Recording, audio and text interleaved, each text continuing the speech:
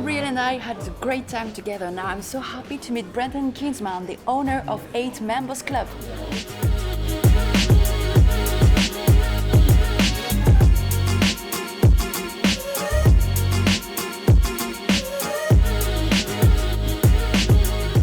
Hi, Brendan. Hi, So nice to meet you. Nice to meet you.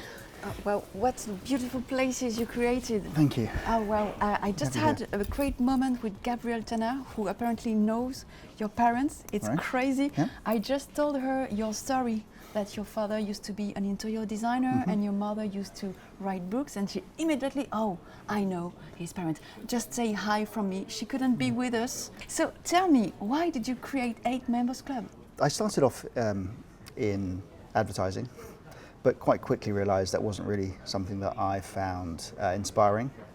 And so I went to New York and I spent a year out in New York just exploring what I was going to do. I was 20 years old, 2021, and I came back to London and I saw a Tom Cruise movie on television, Cocktail, and I thought, as a 21-year-old, that looks like great fun.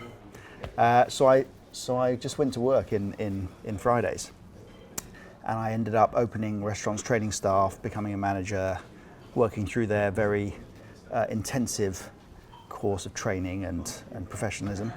And I kind of felt I'd had enough experience after about 4 or 5 years to open my own restaurant, which I did in 1995 in Clerkenwell, which ran for 10 years, very successful restaurant. And then I just kind of felt, after all of that, something I'd always wanted to do, and I'd been a member of Groucho Club in Soho for a long time, and my father was one of the founder members there and did their furniture in the bar and so on.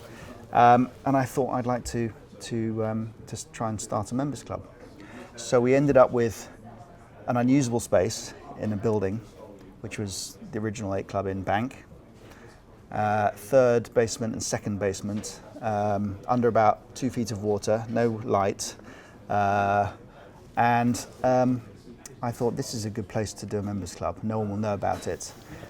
So we punched a hole through the wall, built a staircase to get into the space, and I thought it would be it's nice to create somewhere where everyone there is like-minded.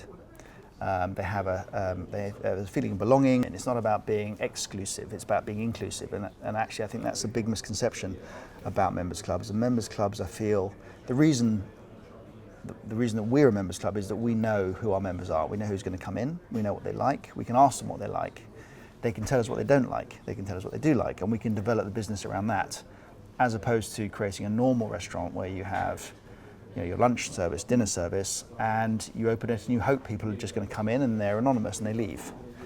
And so I like the idea that we have a community within the people that come and enjoy the space, which allows you to create a space which is very personal because of that community feel.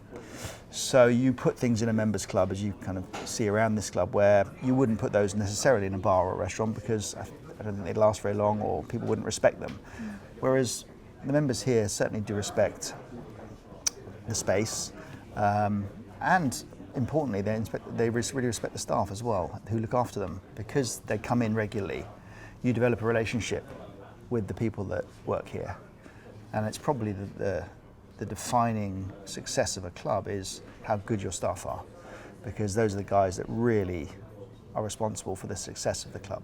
You can create a space and you can create and do that, but if you haven't got fantastic managers, bartenders, and waiters and hosts and everyone else, it's not going to work. You really have to instill that kind of sense of family and community, and that's what makes a great members club, I think. Usually, what do your members like here? It's a work home from home during the day. You can work in the space. It feels a bit like your living room. I mean, if you've got a big living room. Coffee shops have become a bit like that, where you can just go in and work, and you can sit there all day really. But we offer it a lot more than sort of a pret-a-manger or a Starbucks, from that point of view. So we try to create an atmosphere where you can feel like you can come in for breakfast. You can then choose to have another meetings all morning. You can then choose to have lunch here with different people. And then if you want to entertain, you can then stay 6 o'clock, have a drink at the bar, listen to great music, How important are their meals regarding negotiation, maybe closing contracts? It's always been a very good way of conducting business. It's puts people in a relaxed sense, so they don't feel on edge. I think sometimes when you go into a meeting room and it's a table with some glasses of water on it and you're trying to do a meeting, now there is a place for that, obviously, and we do have those as well.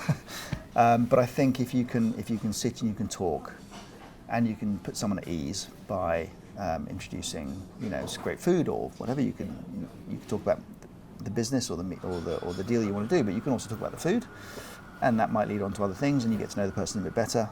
I think if you get to know the people better that you're doing business with, that always helps. So I think food is the crux to a lot of people's meetings, without a doubt. And here in both clubs we have the restaurant side, which is more formal, but we also have the lounge as well, and it's a completely different menu.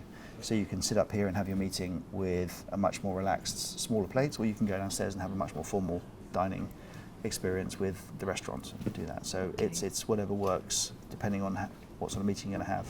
And what's your favorite meal, your ideal meal?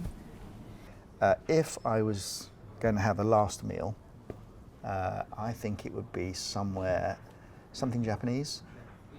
Maybe something along the lines of the similar menus that Rocker does, that sort of food. So not only just the sashimi and the sushi, but also the cooked side of it, the sort of flame grilled side and the sort of robata side. Just amazing flavors, sophisticated, doesn't fill you up too much. Do you cook yourself? Yeah, I do a lot of cooking. I've always loved cooking, and my mum used to be on television. She used to do Pebble Mill in the 80s, and then she wrote some cookbooks with the Conran Group for Habitat and the Conran shop. So we've always cooked at home. And then once I left home, sort of 18, I like technical cooking. Both my sisters cook a lot as well, so we all cook. None of us are chefs, we're all just cooks. But yeah, I cook everything, from Japanese, Chinese, curries, European, roasts, everything, yeah. Which kind of advice would you share for dreamers? I think just follow your dream if you can do it.